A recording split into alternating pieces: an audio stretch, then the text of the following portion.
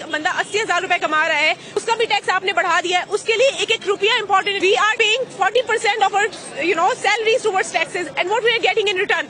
एक सिंपल पीने का पानी हमें खरीद के पीना पड़ता है, ठीक है। यहाँ पे सड़कें नहीं है, यहाँ पे एजुकेशन नहीं है, यहाँ पे मेडिकल की कोई फैसिलिटीज नहीं है। You compare it with the western world. इसके बाद ब्रेन ड्रेन पाकिस्तान से नहीं होगा, जरूर होगा। 100 रुपए में से 40 रुपए पहले सीधे चले गए, 20 रुपए जीएसटी में चले गए।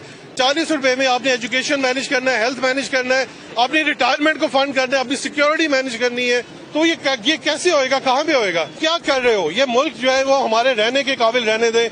ये सैलरी क्लास प्रोफेशनल क्लास है। बिजली नहीं आती उसका बिल आ जाता है, पानी नहीं आता उसका बिल आ जाता है, और बिल पे आप टैक्सेस बढ़ाते जा रहे हैं, सैलरी पे आप टैक्सेस बढ़ाते जा रहे हैं। प्राइवेट सेक्टर से सारे टैक्स कलेक्ट किया जा रहा है, जिसका ज्यादातर बर्डन जो है वो सैलरी क्लास पे डाला जा रहा है। लोएस्ट क्लास जो है यानी गरीब तबका जो है सैलरी क्लास का, उसके टैक्सेस आपने डबल कर दिए और सहूलतें आप दे कोई नहीं रहे। महंगाई हर महीने बढ़ती है।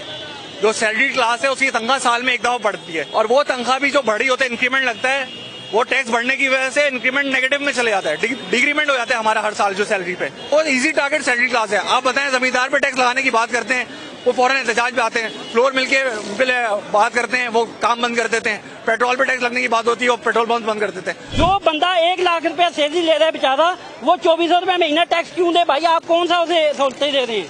सोचते हैं आपने जीरो दी हुई। इनकम टैक्स लॉ में हम बच्चों की फीस के ऊपर भी टैक्स भर रहे हैं, तो वाई वी आर पेइंग। जो बिजली 20 रुपए की बनती है वो हमें 100 रुपए की मिल रही है। टैक्सेस कम होने चाहिए। सैलरी अगर पर्सन कमा रहे, इतने टैक्सेस हम हाई टैक्सेस पे करें, हमें बेनिफिट क्या मिल रहा है उस चीज से? एक सैलरी से वो जो है उनके एक्सपेंसेस मीटअप नहीं होंगे, तो बंदा फिर बेटर अपॉर्चुनिटीज के लिए फिर वो बाहर की तरफ ही देखता है। फिर वो ये नहीं हो सकता कि आप सैलरीड क्लास 40%, 45%, 35% दे रहा है, तो ये नहीं हो सकता।